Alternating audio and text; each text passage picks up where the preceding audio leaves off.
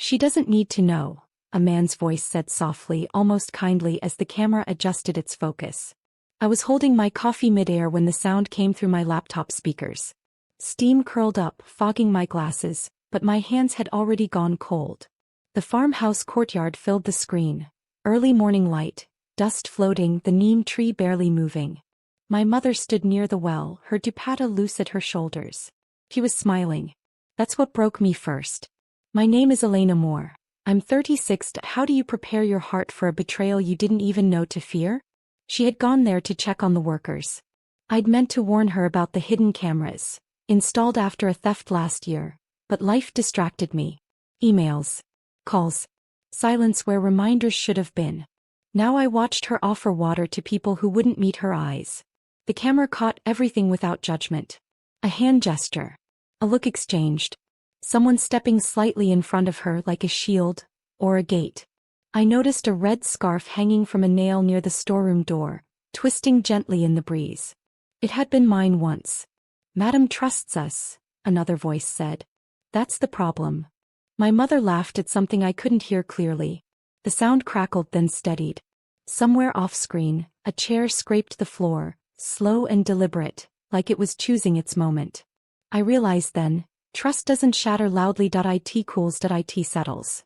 And it waits for you to look straight at it. The laughter faded into a thin, uncomfortable quiet. Even the birds seemed to pause. I leaned closer to the screen, turning the volume up until the speakers hummed. The workers stood in a loose half-circle around my mother. Too neat. Too rehearsed. One of them, Rafik, the senior supervisor, kept rubbing his thumb against his phone case, over and over like a nervous tick he didn't know he had. Did the owner say when she'll visit next? He asked casually. My mother shrugged. Elena's busy. Cities keep young people hungry. She smiled again, apologetic as if she were the inconvenience. Something shifted in the air. You can feel it even through a screen. The moment when respect slips and calculation steps forward. A tractor rumbled in the distance, then cut off. Silence rushed in to replace it. She trusts you, another man said, low enough that my mother leaned forward to hear. The camera caught the movement of her hand reaching out, resting briefly on the wooden table. I recognized the grain. I'd sanded it myself years ago. Flinters and all.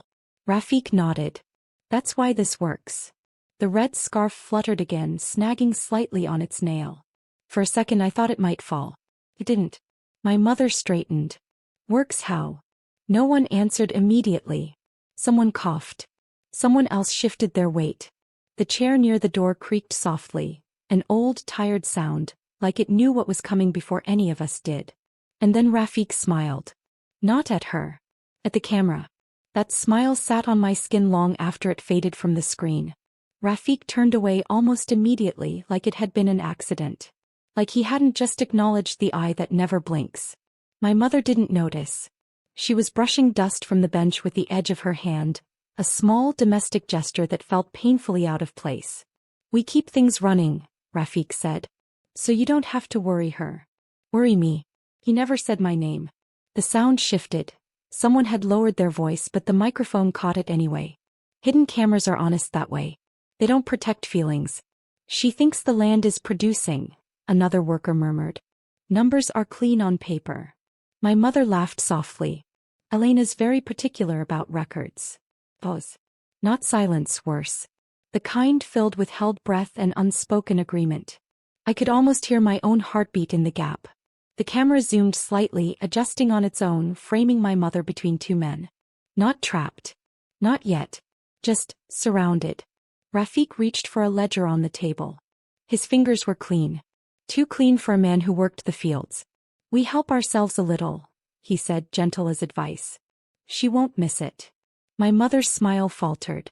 Her hand tightened on the table edge. I noticed then how the light cut across her face, leaving one eye in shadow. And if she does? She asked. Rafik shrugged. She won't. The red scarf twisted harder in the wind. And for the first time my mother looked uneasy, like she'd stepped into a room and realized the doors had quietly closed. My mother didn't step back. That was her mistake, and their miscalculation. She picked up the ledger slowly, flipping a few pages as if she were genuinely curious. The paper made a dry, whispering sound, the kind that carries in open spaces. I remembered being a child, watching her count grocery bills at the kitchen table, lips moving, eyes sharp. That woman was still there. "These numbers feel light," she said, tapping the page with one finger. Land like this should breathe heavier." Rafiq's jaw tightened. "Just a flicker. Enough." "It's farming," he replied. "Weather. Loss. You know." "I know effort," she said quietly. The camera caught the smallest details. The way another worker edged closer to the storeroom, blocking the doorway with his body. The way someone else glanced toward the road, checking for witnesses. The air thickened. Even through the screen it felt harder to breathe. I noticed my mother's ring catch the light. Gold-worn thin. She twisted it once around her finger. A habit she had when thinking. "I should tell Elena," she said, not threatening. Just stating a fact. The response came too fast. "Let's not bother her," Rafiq said, stepping closer. His shadow crossed her shoes. "These things are internal." Behind him, the red scarf finally slipped free, falling soundlessly to the ground. No one noticed. Except me. The chair by the door shifted again, scraping just an inch like it wanted to leave. My mother looked up at Rafiq then, really looked at him, and I saw it in her posture. The quiet recalibration. The moment she understood she wasn't a guest anymore. He was a variable. My mother didn't raise her voice. That scared them more than shouting ever could. "I'll take a copy of this," she said, lifting the ledger. Not asking. Rafiq's hand shot out, stopping just short of touching her wrist. The camera caught the hesitation, the calculation behind his eyes. Touch her and something changes. Don't, and control might still be possible. "That stays here," he said. My mother held his gaze. "Then so do I." Silence dropped hard. No birds. No wind. Even the scarf lay still on the dirt like it was listening. Someone laughed nervously from behind.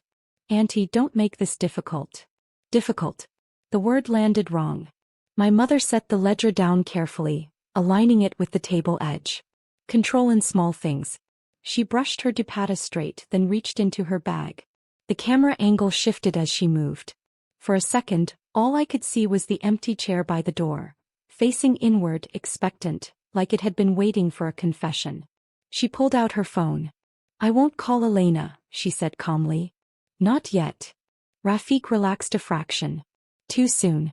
"I'll just take pictures," she added, already tapping the screen. "For my memory." The first shutter sound cut through the air, sharp, final. Every face changed. And that's when I understood. This wasn't just theft. It was rehearsal. And my mother had just stepped off their script. The second shutter never happened. Rafiq moved fast. Too fast for someone who worked the fields. His hand came down over my mother's phone, pressing it flat against the table.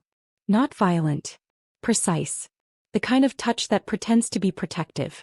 "Phones don't work well out here," he said lightly. "Signal's bad." My mother didn't pull back. She looked at his hand, then at his face. Slowly, she slid the phone from under his palm and placed it back in her bag. The motion was deliberate, almost ceremonial. "Then it's good I remember faces," she replied. A breeze picked up, lifting dust, carrying the smell of diesel and dry earth. The red scarf shifted, brushing against her sandal. She nudged it aside with her foot, not looking down. Someone muttered, "This is getting messy." Rafiq exhaled, forcing a smile. "You should go home, madam. We'll talk to Elena ourselves." That was the first time he said my name. My mother nodded. "Yes," she said. "You should." She turned toward the gate. No rush. No fear. Just dignity held like a spine. As she walked, the camera followed her, auto-tracking loyal. I saw the workers exchange glances behind her back. One of them raised 2 fingers. Not a peace sign. A signal. At the gate my mother paused. Her hand rested on the latch. She didn't look back. "I hope," she said softly, "you remember today as clearly as I will." The latch clicked. The screen shook. The camera didn't move for a long second after the gate closed. Dust settled. A dog barked somewhere far off. Then Rafiq exhaled, long and satisfied, like a man convinced a storm had passed. "She won't do anything," he said. "Old people scare easy." That was when I paused the footage. The silence in my apartment felt heavier than the one on screen. My reflection stared back at me from the darkened laptop, eyes sharper than I remembered. I rewound. Watched again. Frame by frame. Fingers. Faces. Signals. The ledger. The moment my name was used like a bargaining chip. I didn't cry. Grief had already burned itself out into something cleaner. I opened another folder. Months of footage I'd never bothered to review. Night shifts. Storage rooms. Trucks arriving when they shouldn't. The same red scarf appeared more than once. Sometimes tied around a wrist, sometimes stuffed into a pocket. A signature. One clip played audio only. No picture. Just voices in the dark. Split it 3 ways, Rafiq said. And the owner? Someone asked. She's not here, he replied. She never looks. I leaned back. The chair under me creaked, the same tired sound from the farmhouse. Waiting. I drafted one email. Then another. Accountants don't ask why when the numbers finally make sense. Lawyers don't raise their voices when evidence speaks for them. I hit save, not send. Outside my phone buzzed. Mom, I'm home.